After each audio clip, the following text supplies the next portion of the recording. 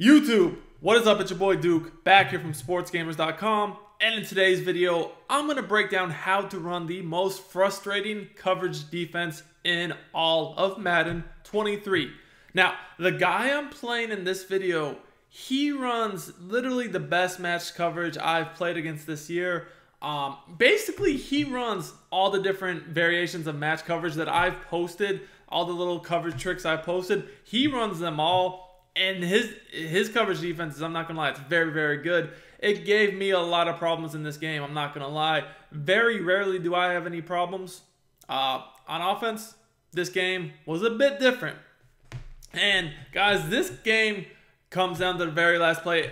I've said this in the last few videos, but we've even got a new best game of the year, in my opinion. This game surpassed all the other games that I've played and posted this year so far. To be quite honest with you, it's absolutely insane. So make sure you guys stay tuned through the entire video. It's going to be very entertaining, and you're definitely going to learn a lot. So offensively, this guy runs gun tight. You know, nothing new. I know how to defend that. He's wanting to run the slot cross. He likes to run the ball. He'll mix in some posts, some slants. I mean, same offense that's been really popular all year long. A lot of people have moved off of it to gun tight offset, but still some people do run the regular gun tight. I'm going to be running the Saints, the 4-6 playbook on defense. And guys, remember, if you enjoy these videos, make sure you like the video, comment. All that stuff does help me out a lot as a content creator. A lot of people have asked me for more gameplays. I'm trying to do just that. So make sure you show the love on the video. Alright, so I'm running dollar on defense. You guys can see what my adjustments are. A lot of the times I'm using a cross man on the side I'm not using, and then I'm using, right now I'm making the running back side of the formation cover 3, and there is nothing open, as has been honestly the majority of this drive. He's had a few broken plays. He has to throw it away. So the thing I'm noticing is that I'm blitzing 5 the majority of the time, and he's picking up on that. So not only is he keeping the running back in, but he's motion blocking the receiver opposite the running back and only sending 3 out. That's a really good tactic. I do that too sometimes to pick up blitzes, and when someone does that, it's going to get really hard to get pressure on them. So even though I'm a mostly blitz 5 guy, right? But because of what he's doing throughout this game, I might have to adjust and only send 4. So right here he goes verticals, he audibles the bunch. As soon as someone audibles to bunch from tight, you have to assume they're probably going to try to quick snap verticals, and he did just that. He hot routed a post. I basically knew that I had to man up the tight end and use the post. I did that. There's nothing open. He's actually going for this. I'm pretty surprised. I mean, 4th and 10. It's your first drive of the game. You got to get points. You're kind of not really had too much success. If I was him, I probably would think about 3, but he's going to go for it. Quick snap verticals and max protect. See, the problem with max protecting from trips is that your tight end and your running back are both on the same side. So that didn't really do anything to pick up the pressure coming the other way. And you know, I had to see him manned up. I guarded the little crosser. Nothing was open. That was an easy stop. That was a really bad play call, if I'm being honest.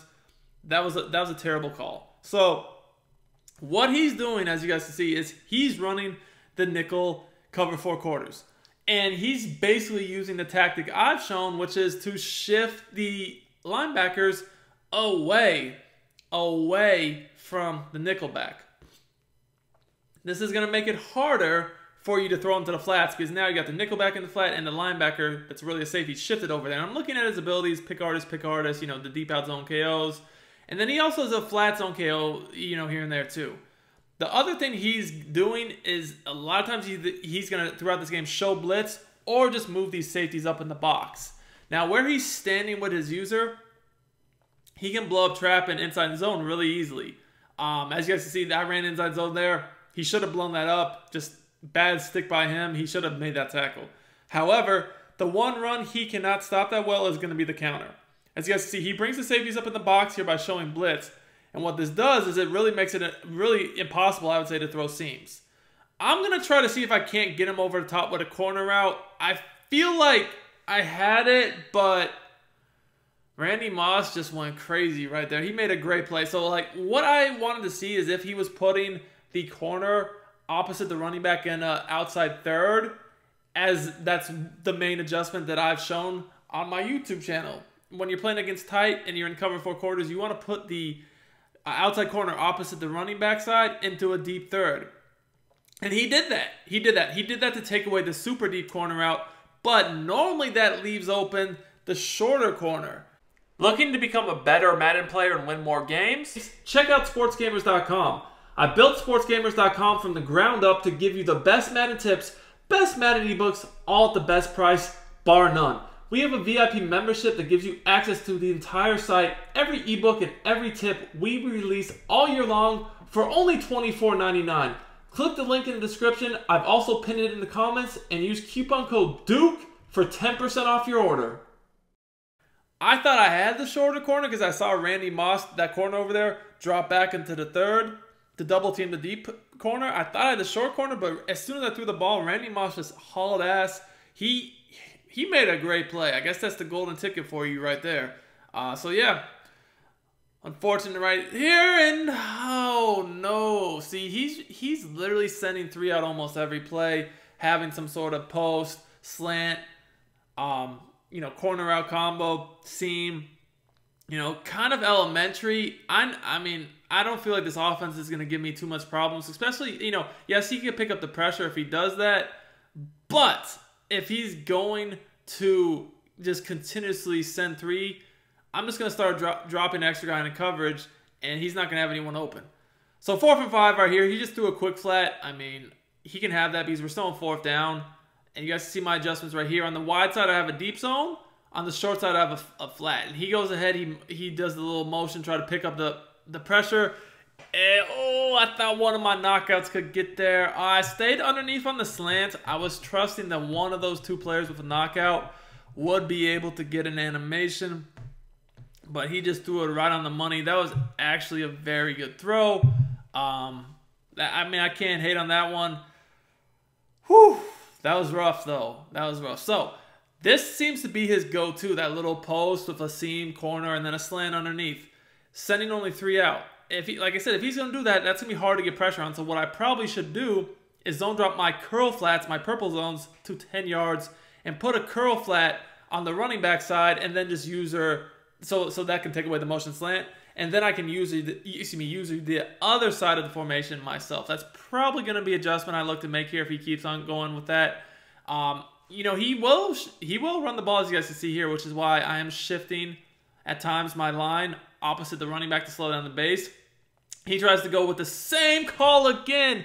That time I kept Dion in his flat zone. He ran right into Dion. And Dion it looked like he dropped the pick. I mean, I don't even know what happened there. It looked like he just bounced off his body. That was wild. Like, oh, that should have been a pick. All right. So you guys can see what I'm thinking here. This time I have the curl flat on the left, the flat on the right. Let's see what he does. And on 3rd and 5, he runs the ball. What? I mean, his run game hasn't even been working that well. That was a stupid play call. Questionable calls here. All right, I'm guessing verticals again. You guys can see my adjustments. This time I'm going to have a quick a 5-yard and a 25-yard flat over there just in case. And oh, dang. All right, so he did a Texas route right there to the running back, and I had to guard both of those routes. Otherwise, the Texas and the post both beat their man. Good play by him. Good play. Gave him a little bit too much time. I should have just blitzed the guy in the slot. I don't like that adjustment I just made. That purple zone gave him more time, and it was unnecessary. But yeah, let's guard the slant underneath, peel back to the post, and absolutely great D right there. Through bad read, that wasn't open. See, again, now I'm starting to adjust because he's using this motion so much and tight. I'm throwing an extra zone out there to help against the slant and the post, and then I can kind of just bait in between the two. Take the one that's coming more open away on the opposite side that I'm dropping the extra zone into. And because he had to wait a split second longer to throw that, because I got underneath it with my user, he threw a pick. All right, so first drive, I felt like I could move the ball, kind of just, got into the red zone, tried to fit a corner out in there. I feel like it was, the right read in that situation, but, his defender just made a good play on the ball, whatever. I just got to tighten up a little bit, just a little bit. So again, I know that the one run that I can get away with is the counter, right? The counter is not going to be able to be blown up with the way he's using right now. This run D he's using, though, does really stop the inside zone and, trap those. So I'm going to have to, I can't really call those. The thing that this defense struggles against passing-wise is the slant post. The slant post, you're essentially going to be reliant upon usering it yourself. You can't user both. And at the same time, on a play that has 2 flat routes, if you neglect to guard the flats, I can hit either flat. So it's like, you have to guard the flats. If you don't, I'll just throw them. To stop the slant post, you'd have to pretty much give up the flats. So by having 2 flats to slant in the post, this coverage, it just can't stop it. Now, another thing I know is that if he's in match, if I have 4 people on the side of the field, I'll have a corner route wide open. It'll just be a basic zone drop. And, you know, easy corner route, user catch, get out of bounds. So, seeing that I'm able to attack this a little bit better, I would say other than the one play, I've attacked it great. But he is being very smart. He's bringing his safeties in the box. He's shifting his linebackers away from the nickel back, so each side has good flat coverage. And then, you know, he's using deep zones on the outside corners if needed to help against the corner routes and deep corners I'm trying to throw. Now, another play I know that works really good against that nickel set is the counter wide from the bunch, especially when you motion the receiver over from the bunch side, give you an extra lead blocker. I'm honestly pissed I didn't walk in the end zone right there. So this time he gets lazy. He does not get his user in the right spot, so I just quick snap an inside zone. I noticed that. Went with the quick snap. Trying to, like, you know, chew clock. Same time, I don't want to get held to 3 right here. I do get balled after half. Again, he kind of just messes up with his user, and I'm able to get in there. So if I can quick snap the run before he gets his adjustments in and gets his user in place, it will work. But if I do see his user hovering over the A-gap area, I already know that I can't call those plays. So honestly, like, I caught him slipping twice. I was able to get in with those 2 runs. Now, after this drive, I remembered that he made some adjustments defensively. So he was using at the beginning of the game, one of the main setups that I teach, which is really good. The problem is I have more plays than most people. The counter is going to pop that defense running the ball wise, and then the slant post combo is really good against it. Now, he's going to make some adjustments in the second half. He's going to start playing the match coverage differently, and we're going to get into exactly what he does. It was very interesting the adjustments he made. It actually was another defense I teach too, but yeah, it was an interesting adjustment he made. Anyways, so right before half, like, his offense has shown to be kind of not very effective in my opinion. So I'm just over here vibing, right? I'm like, just don't give up a big play. I don't want to even give him 3 points. You guys can see what I've done is my curl flats are now on 10, flats are on 25. Because he's not really throwing any quick flats, like quick outs, quick running back routes at the backfield at all. He's just trying to hit, like, slants and posts. So, like, a curl flat at 10 yards will help a lot against that. Again, nothing open. Of course, he's just going to chuck the ball right to me, and I get no pick animation or no knockout animation. I have pick artist. I have 2 knockouts, I believe, on Dion. Nothing happened right there. Gotta love it. Gotta love it. I don't know, man, what that was all about. But now he's got, like, probably a play to try to get into field goal range. I don't think he has 2 plays right here. I mean, 2 plays and he has 2 total plays, right? He doesn't have 2 plays and a field goal. So he has 1 play really to get into field goal range. So I'm going to adjust my zone drops a little bit. I really don't want to give up a field goal right here. So I don't want to give up a quick out route. You guys see, like, I got that addressed on the left. That's the wide side. So I can stop the sideline with a deep zone because he's not using any motion. I can stop the flat with a purple. I'm going to back up the flat on the short side to stop the sideline, and then I'll guard a quick flat. Well, now what he went for a bomb right here. And that was just stupid. You know, that's actually a good bomb. Not too many people know about it. But you got to know who you're playing. I would think that he would have noticed that I was probably too smart of a player to give that up. What he should have done is just try to get a field goal. So I don't know why he went for the bomb right there. That's a low percentage play, and it didn't work. All right, so I get ball after half, and at this point I'm thinking, like, let me go ahead, just try to milk, you know, get some sort of points here, and I feel good because, I mean, I feel like I got his offense absolutely boxed. So, first adjustment he's making. He sees he cannot stop the counter using that linebacker when he shifts the linebackers away from the nickel back, just using the linebacker in the hook zone. He cannot stop the counter. So now he's not shifting the linebackers. He's using the guy in the flat to try to blow up the counter. Interesting adjustment. Now, I want to see how this does against the counter I had run earlier. Let's go ahead and flip it because we have a numbers advantage over here with the way he's standing. All right, now he's going to shift. Okay, see, smart. As soon as he saw that I went to bunch, he shifted his linebackers away and got on the other linebacker. And actually blew that up. That was smart. That was smart. Now, I'm like, okay, might have to go away from the counter. It seems like he might have figured it out. Let's see what he's got for me for some other plays. So far you guys have seen him passing the ball wise. He's not really been able to stop the slant post combo. That's been the main thing giving him problems. And especially right now, he's using the flat zone. So the other thing is I can just quickly throw to the flat if he does not get out there. And I can take my couple yards. Now, you would like to be able to make someone miss there, get a bigger play, whatever.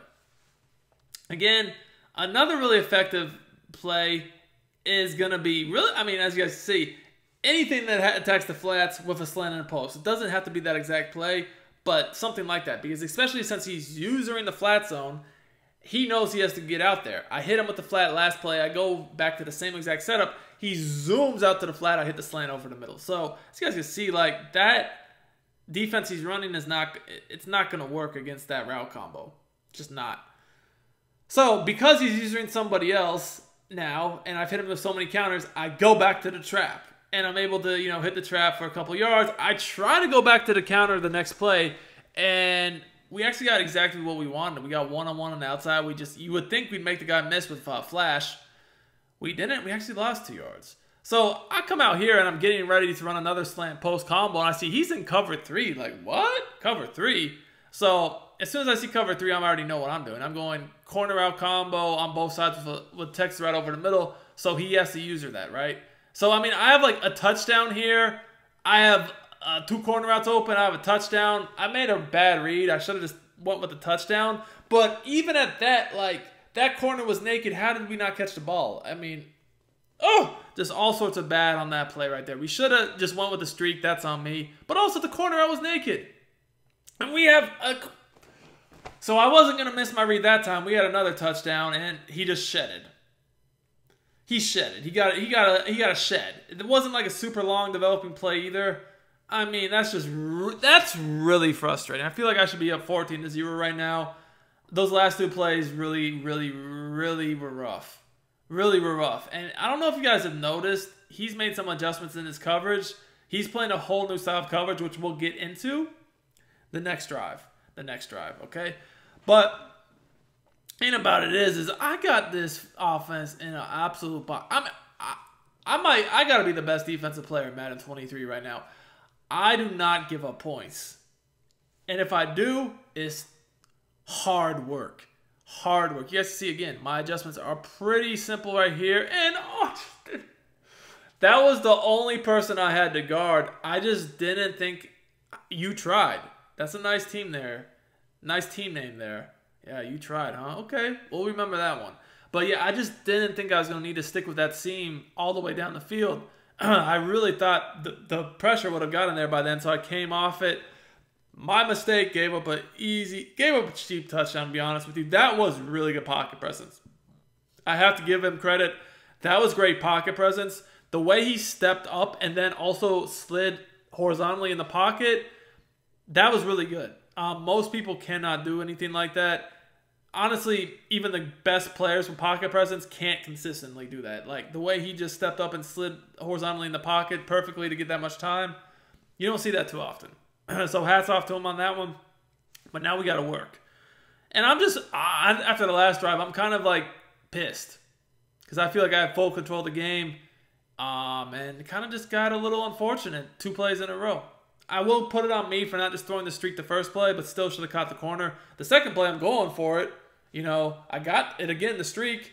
Just gets shedded at the last second, which very rarely happens. So, it is what it is. He's definitely adjusted. And now what he's doing is he's keeping his outside corners the majority of the time backed up off the ball. And now he's still calling the same cover 4 quarters match, but what he's done is he's putting those guys, this is another one of the defenses I teach that you can run out of match, he's putting those outside corners in flats that are zone dropped, if I had to guess, 25-ish yards, and then he's keeping the curl flats underneath, probably zone dropping them to 5. So essentially he has the sidelines better covered, he has the flats covered, which he can also mix up what he does with those 5-yard flats. He's covering the middle himself, and then he has the 2 safeties over top.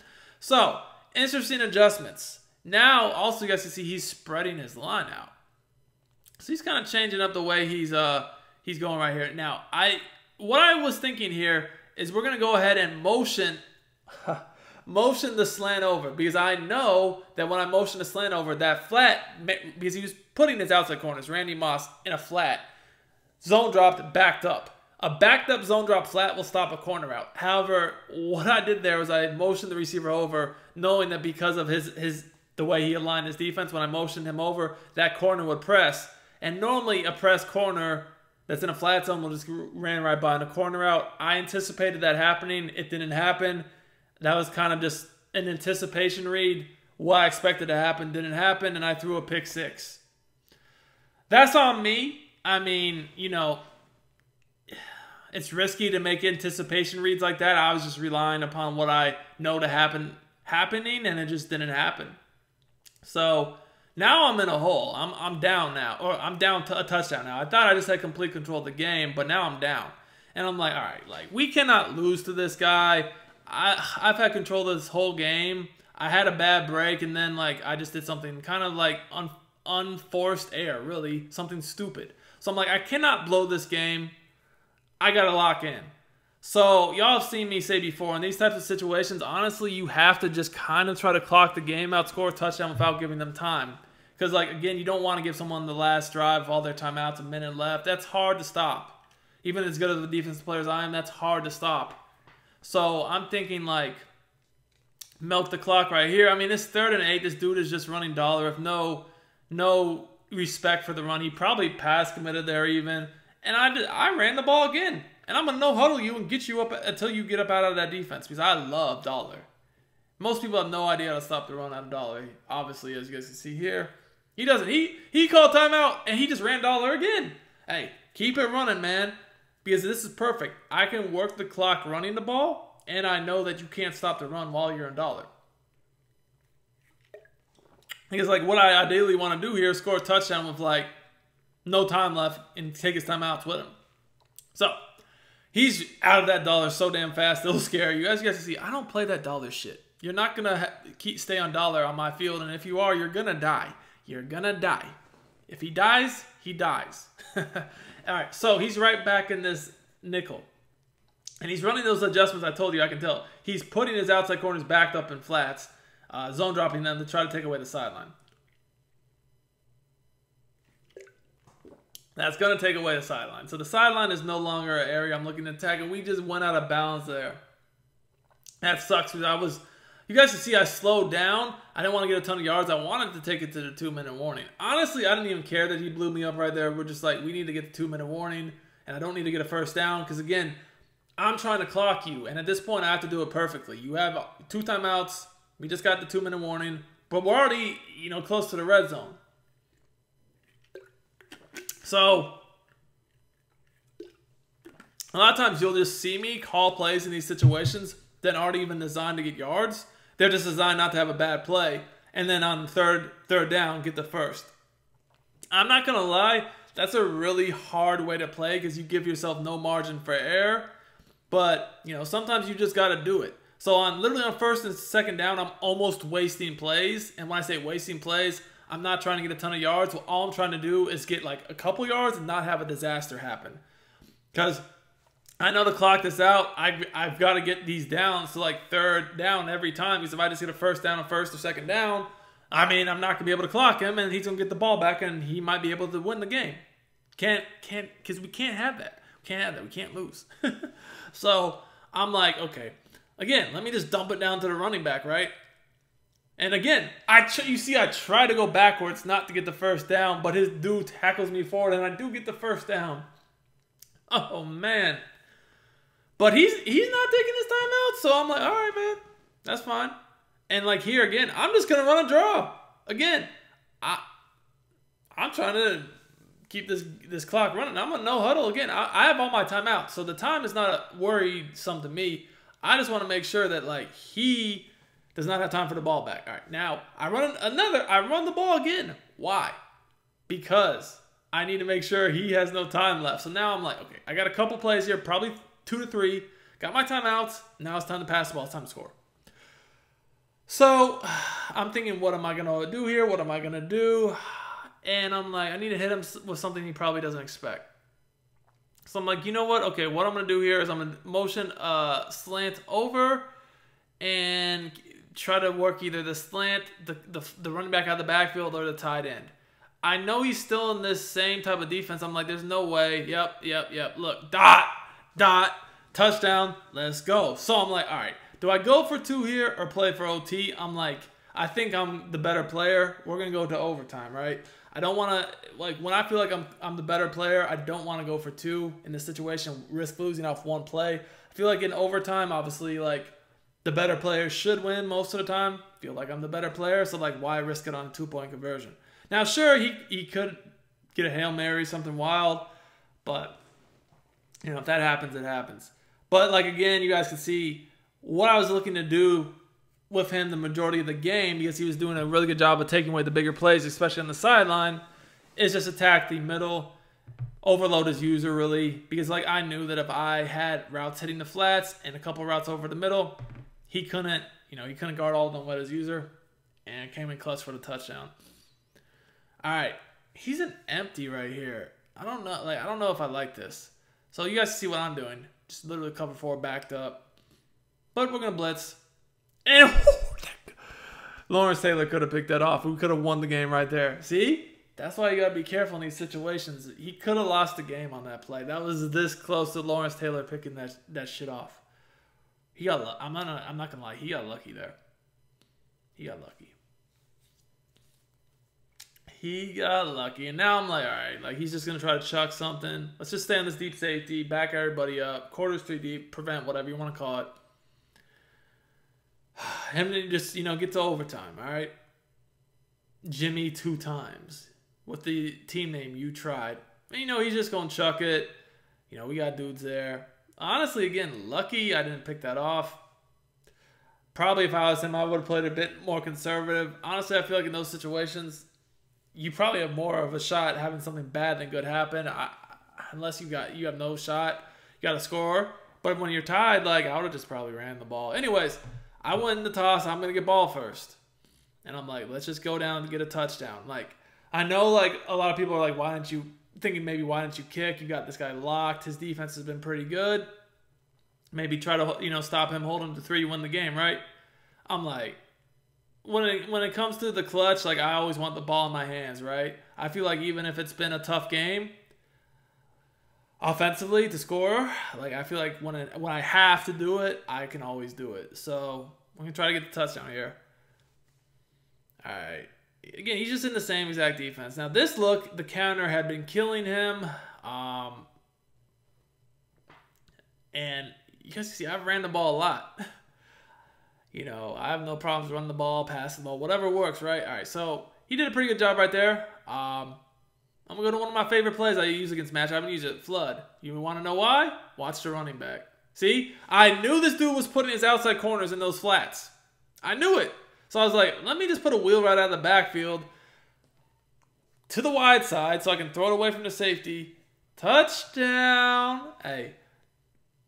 That's why you got to pay attention to someone's adjustments. I've seen him do it over and over and over again. I'm like, okay, I know he's going to do this. This is the play. This is the big touchdown, and we got it. So now one stop wins the game. He's got to get a touchdown. Y'all seen it? What does he have, 7 points on offense that maybe he shouldn't have? Hey, man, good luck. Good luck. Good luck, little bro. All right, just don't give up a kick return. Oh, yeah, he's trying to make some shit pop off. He knows he's had problems on offense. Jimmy 2 times, a.k.a. You Tried. Team name, You Tried. All right, man. Let's see what you got. See, my adjustments. I've really liked these curl flats on 10. Feel like they've done a good job defending his slants. So I can just take the other one myself with my user. I'm going to man up these guys with my 2 safeties and Derrick Henry. Then I'm going to actually man up him too. Yeah, we're going to have to just do it like that. And I'm thinking actually last second, no, we're going to just reman him. Let's just reman him, play it safe. Let's just muddy up that deep corner. There's nothing open. Nothing open. Yep, throw it away. Oh, that could have been another pick. That was a bad read. That was just dumb. He was getting way too wild right there. He should have thrown that away earlier. That dude right there, Fuller, has acrobat, right? I mean, Pickard is acrobat, everything. No pick, though? That's a little fortunate for your boy, or for him, I should say. Now here, all right, he's motioning this dude. Yeah, we're going to just play cover 3 on that side. Do man-ups on the other side. Scream at him. Come on. A lot of hot routes here. There's got to be a pass, right? Got to be a pass. There's nothing. There's nothing. Oh, he threw it past the line of scrimmage, too. That's a penalty, and that's a pick. Hey, Jimmy 2 times. You know what you did? Stun on him. You tried, boy. Good game, man. You tried really hard.